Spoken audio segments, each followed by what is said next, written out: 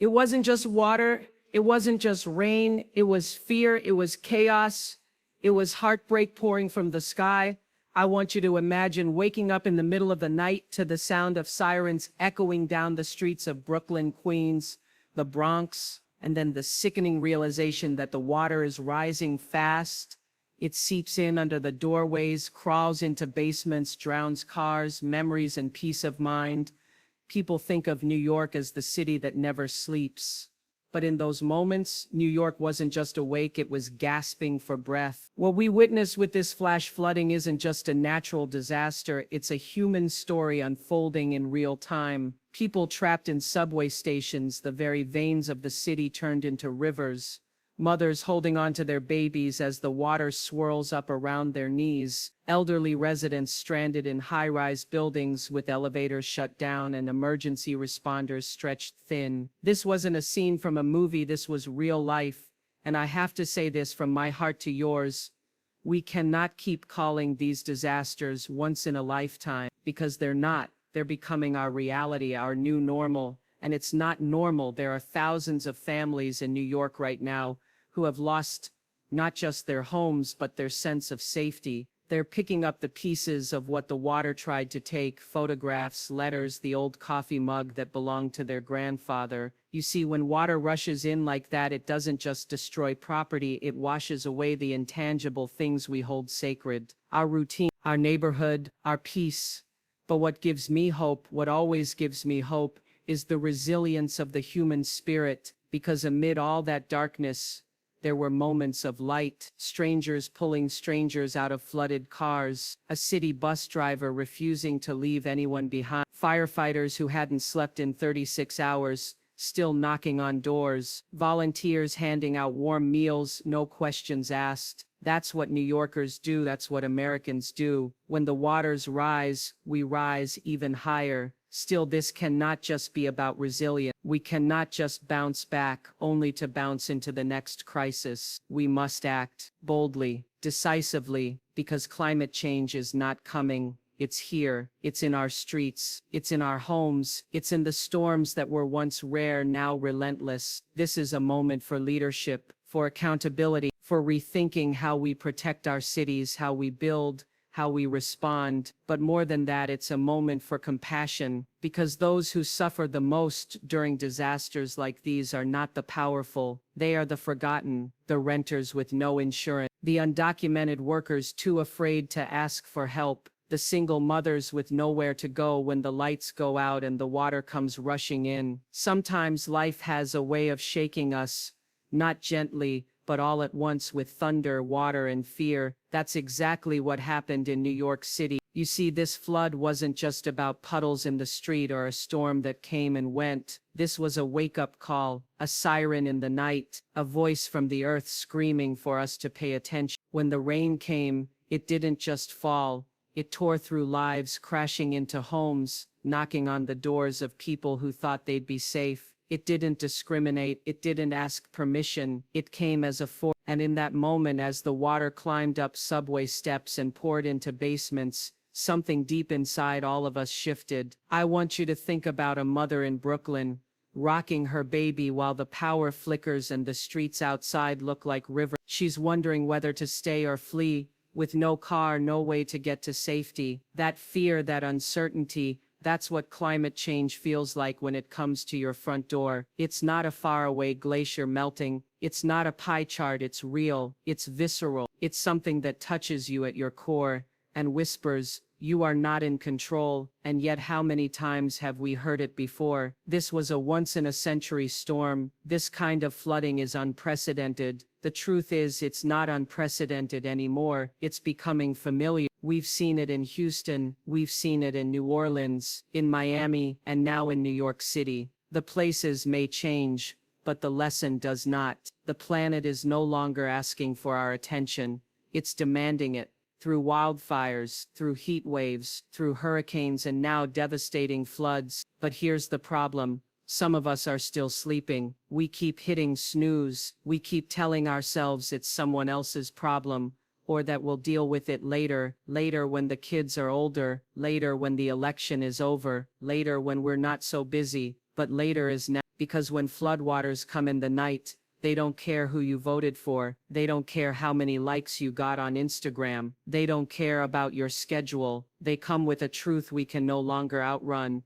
This flood, this disaster wasn't just about broken pipes and overwhelmed drains. It was about a broken relationship with nature, with truth, and with each other. We've spent so long building up, expanding, chasing growth, but we forgot to build wisely. We forgot to build respectfully. We paved over wetlands, ignored the warnings, cut budgets for flood control, and told ourselves, we'll be fine, but we're not fine, and we won't be, until we start listening. Now let me be real with you.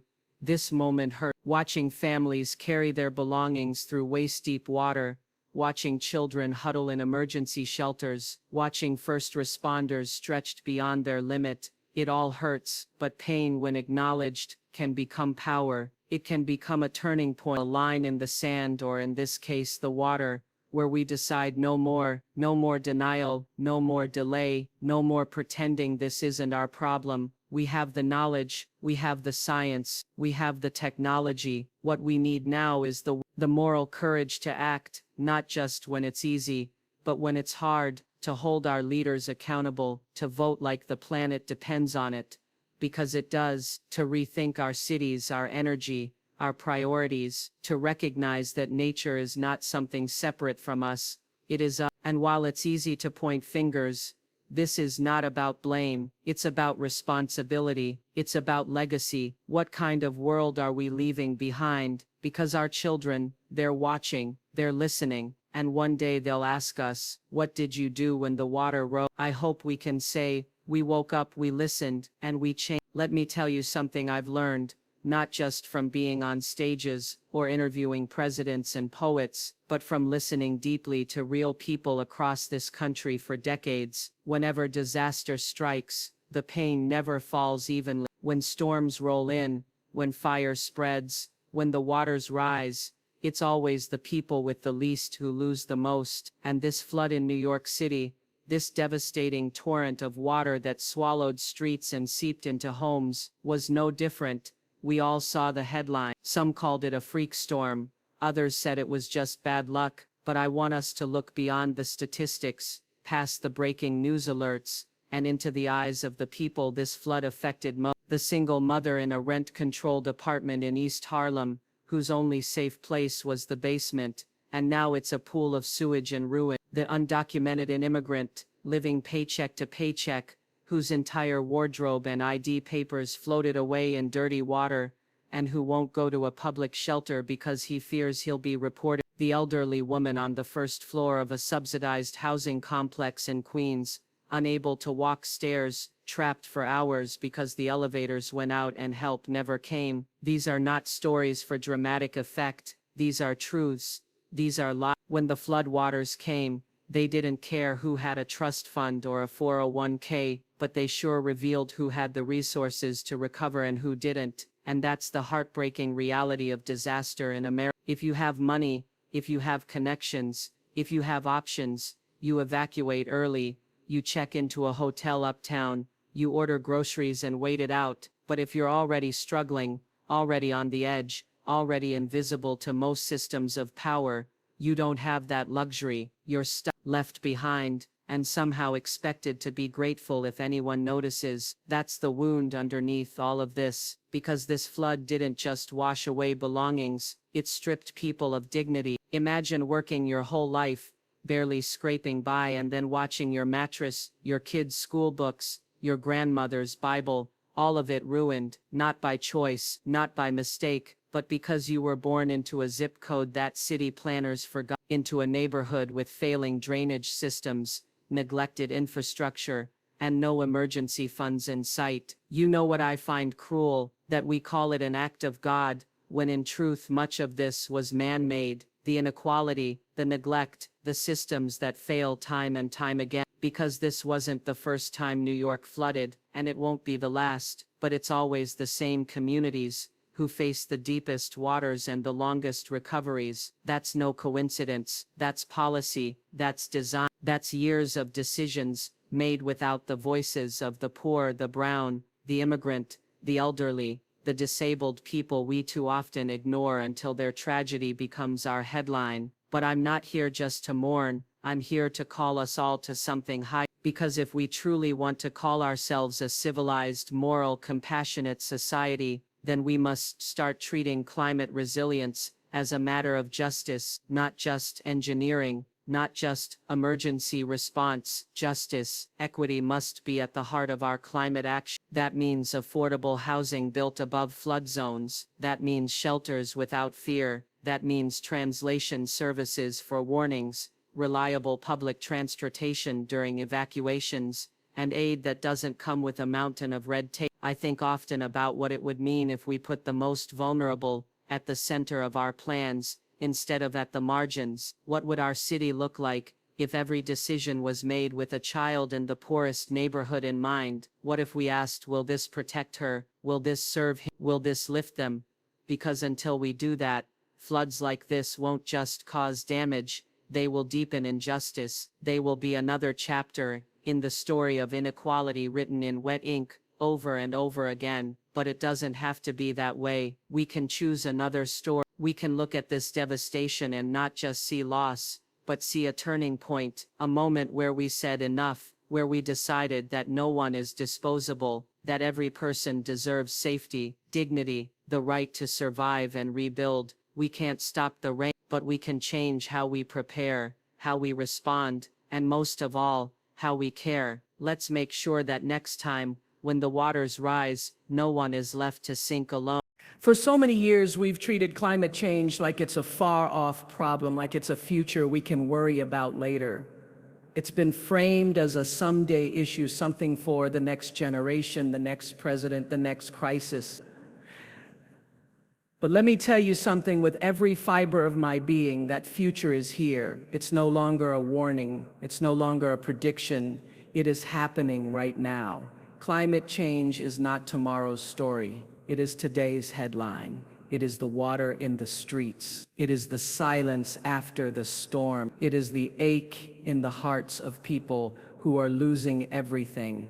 What happened in New York City wasn't just a bad storm or a freak occurrence. It was a symptom. It was a direct result of the planet screaming louder than we've ever heard it before. A warming atmosphere holds more moisture, and when it rains, it pours, literally. Storms become stronger, slower, and more destructive. The earth is shifting under our feet. The skies are changing above our heads. And yet too many of us are still clinging to denial, still pretending this isn't real, still waiting for more proof while the evidence is drowning our cities. There's something especially painful about seeing a place like New York, one of the most powerful, advanced, and resilient cities in the world, brought to its knees by water. Not a missile, not an attack, not a war. Water, the very element that gives us life, is now the force taking it away. And it's not because nature is cruel. It's because we have ignored the balance. We have pushed too hard, taken too much, and planned too little. And now nature is pushing back. We must stop acting surprised when these disasters strike. The scientists have been telling us, the researchers, the reports, the truth has always been there. We just didn't want to look it in the eye, because once you see it, once you feel it, once you name it, then you can't unsee it. You can't unfeel the pain of a child losing her home. You can't unhear the cries of someone watching decades of work and memory wash away in minutes. And you can't pretend that our way of life is sustainable, not when storms like this become regular. You know, I've sat across from people who lost their homes to fires, floods, and hurricanes, and every time they say something similar, we never thought it would happen here. But that's the thing with climate change. It's not just coming for the poor countries, the small islands, the polar bears. It's coming for all of us, the privileged, the powerful, the protected. No one is immune. Some of us are just better insulated for now. We can no longer afford to view climate change as someone else's problem. It is our problem. And it's not just about the environment. It's about health, safety, justice, jobs, food, water, shelter, survival. It touches everything. And the longer we ignore it, the worse it gets. We cannot wait for the next flood, the next fire, the next heat wave before we act, because the cost of inaction is no longer just theoretical. It's visible, it's measurable, it's personal. But here's what I know about human beings: we are slow to wake up, but when we do, when we truly do, we are capable of extraordinary things. We've cured diseases, we've crossed oceans, we've landed on the moon. So don't tell me we can't solve this. Don't tell me we don't have the tools, the knowledge, the resources. What we need is the will, the moral clarity, the courage to do what's hard because it's right. This moment is not about doom, it's about decision. It's about whether we will rise to meet this challenge or keep sleepwalking into disaster. Will we invest in clean energy? Will we design cities that breathe instead of choke? Will we hold corporations accountable? Will we listen to scientists, to indigenous leaders, to young activists marching in the streets, crying out for a future they can believe in? Because what we do now, right now, will echo for generations. When our children look back at this moment in history, I want them to see more than failure.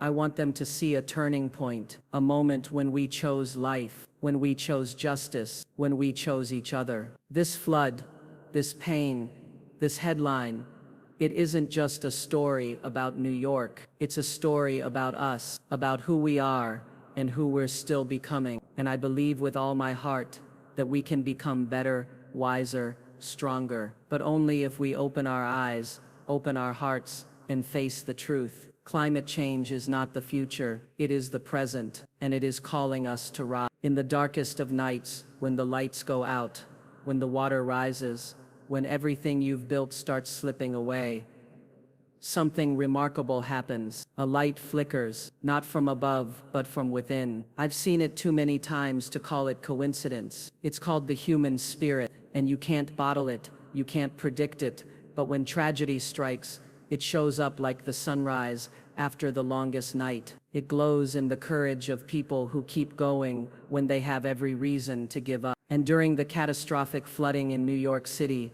that spirit lit up even the deepest shadows. The rain came hard and fast. Subways transformed into tunnels of panic. Streets were rivers. Basements turned into death traps. And yet amid that chaos, amid the sirens and the soaking fear, people stood up for one another in ways that make me believe more than ever in the goodness of our souls. A delivery driver climbing out of his submerged car just to knock on doors to warn neighbors. A teenager using his own body to carry an elderly woman to dry ground. Firefighters who hadn't eaten, hadn't rested, still wading through cold water to knock on every door, yelling, "Is anyone there? We're not leaving you behind." That is what we are made of.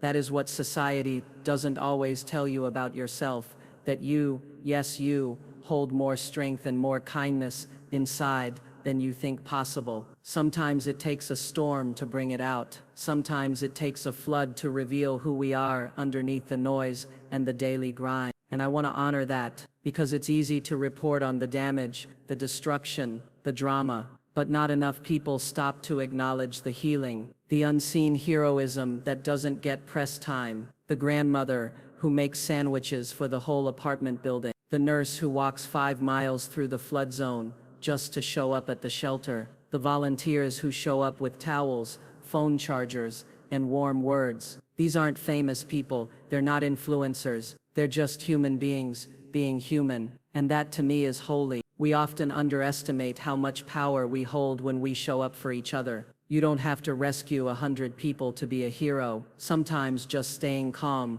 offering a dry hand, or whispering, "We're going to get through this," is all someone needs to hold on a little longer. That's the thread of humanity. It weaves through every heart, and it tightens, it binds, it pulls us together, especially when the world feels like it's falling apart. And yes, we're tired. We're tired of the disasters, the headlines, the emergencies. We're tired of rebuilding again and again. But don't mistake exhaustion for weakness. What I saw in New York City was not a community broken, it was a community bruised, yes, but rising. People walking through water, not away from each other but toward one another. That's the kind of strength no storm can wash away. But here's the thing, we shouldn't have to keep proving how strong we are through tragedy. We deserve better. These moments, these heartbreaks, they teach us that while our spirit is unbreakable, Our systems are not. We cannot just rely on resilience to carry us forward. We need real change, real support. And yet while we fight for that, we must still celebrate the beauty of humanity. Because it's the glue that holds us through the transition, through the pain, through the unknown. I believe in the power of love in action, not just romantic love, but neighborly love. The kind of love that says, your pain is my pain, your survival matters to me. That love showed up in New York City, in soaked sneakers and shaking hands, in gasps and grit. And I want us to remember it, because when the media moves on, when the streets dry, when the water disappears, it's easy to forget the miracle of what we became for each other. But we shouldn't forget, we should honor it, and we should build on it. The human spirit is not just something to admire, it's something to live by. Every single one of us holds the capacity to be that light in someone else's storm. And if we commit to that, not just during floods but every day, then maybe, just maybe, we'll become a nation that no longer waits for disaster to show up for each other. We'll already be there, holding hands before the sky ever darkens. When devastation strikes, the first instinct is always to put things back the way they were. It's human. We want our comfort back, our routine, the familiar hum of life before the storm. We want to walk into our homes and see everything exactly where we left it. But sometimes life demands something more than recovery. Sometimes a flood is not just destruction, but direction. It's the universe saying, you can't go back, you must build forward. That's what this flood in New York City told us. It wasn't just a tragedy, it was a truth teller. It exposed every fragile seam in our systems. It showed us the cracks in our infrastructure, in our housing, in our leadership. And as painful as that is to confront, it also offers us something incredibly rare, the chance to do things differently, to rebuild not just what was, but what is needed. I want to speak directly to the decision makers, to the city planners, to the policy leaders, and yes, even to everyday people who think this isn't their fight. What we're facing now isn't about a broken street or a collapsed basement, it's about a broken vision. We've built our cities around speed, around profit, around expansion, but not around sustainability, not around equity. And now the rain is showing us just how dangerous that kind of building truly is, because we can't keep pouring billions into patching up what's already. That's like bailing water from a sinking boat while drilling more holes in the hull. We need to reimagine what safety looks like, what preparedness feels like, what a future-ready city actually means. And that means bold choice. That means looking at flood zones and saying, no, we will not put low-income families there. That means turning concrete jungles into green spaces that absorb water, that give breath back to the land and its people. That means thinking ahead, not just reacting after. But let's not pretend this is only a job for engineers or architects. It's about something deeper. It's about values, about what we prioritize as a society. Are we building just to protect the rich, or are we building to include the vulnerable? Are we thinking about the disabled woman who can't evacuate without an elevator, the working mother who can't afford a second flood, the child who wonders why his school is underwater again? If our rebuilding plans don't consider them first, then we are failing them again. And listen, I understand the fear. Change is hard. Systems don't like to change. But crisis doesn't wait for permission. And what this flood taught us is that we don't have the luxury of doing things the old way anymore, because the old way was the problem. The old way said, we'll deal with that later. The old way said, that neighborhood can wait. The old way said, just rebuild it fast, no matter how weak the foundation. Well, guess what?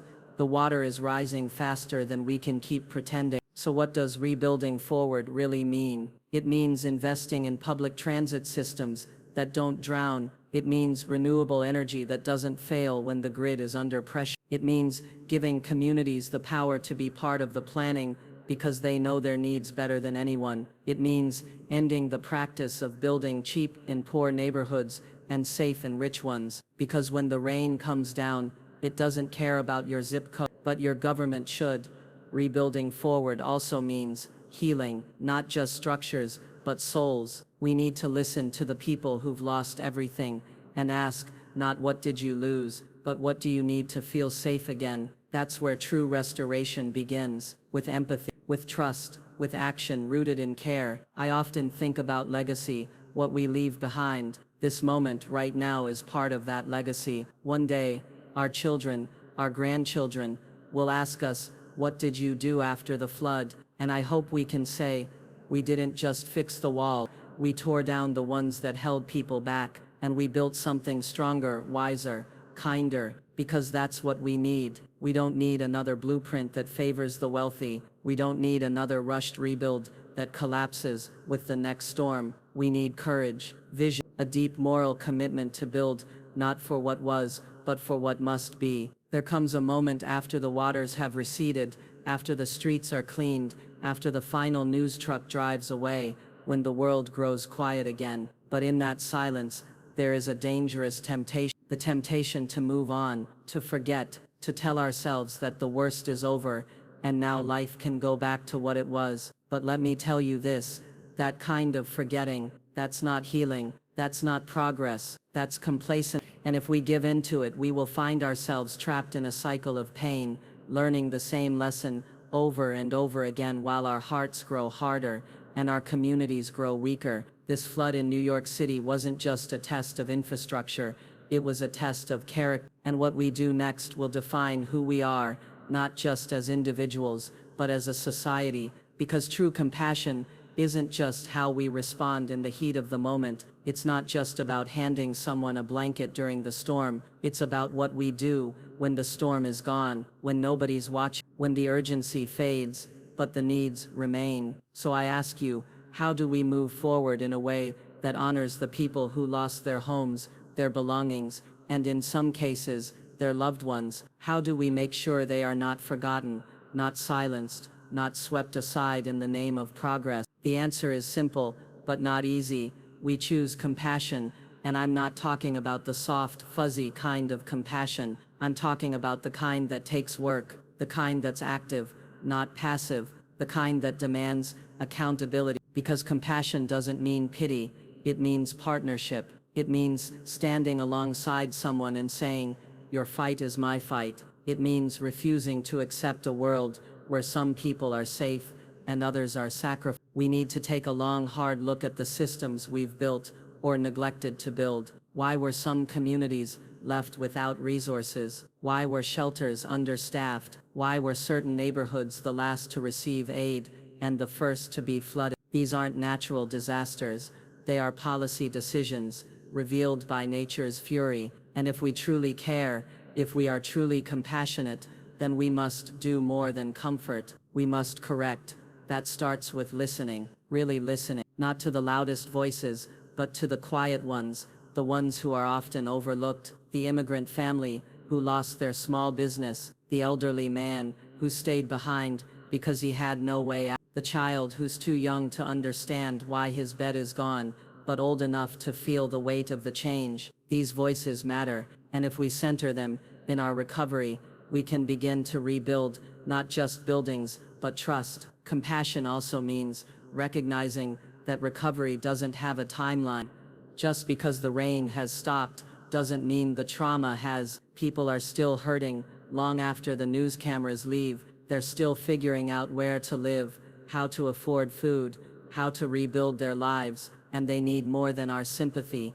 They need our sustained support. We must build systems that don't just respond to emergencies, but prevent them. That means better planning, better funding, better infrastructure, but also better humanity. It means building cities that are not just smart, but kind. It means putting people before profit. It means looking at a budget and asking not just what can we afford, but what can we not afford not to do. And yes, this kind of compassion takes courage, because it's easy to look away, easy to say that's not my problem. But what this flood has shown us again is that we are all connected. Your neighbor's survival is tied to yours, and when one of us goes under, we all do. So let this be the moment we choose differently. Let it be the moment we say no more band-aids, no more silence, no more waiting for the next disaster to remind us of what we should have done. Let us remember the faces of the people who stood waist-deep in water and still helped others. Let us remember the strangers who became family overnight. Let us remember that, even in chaos, we have the power to choose love over apathy. Because at the end of the day, what will matter most isn't how fast we cleaned up, but how deeply we cared. Not how many sandbags we filled, but how many lives we touched. And if we lead with compassion, real, determined, messy, beautiful compassion, then maybe, just maybe, we can turn tragedy into transformation.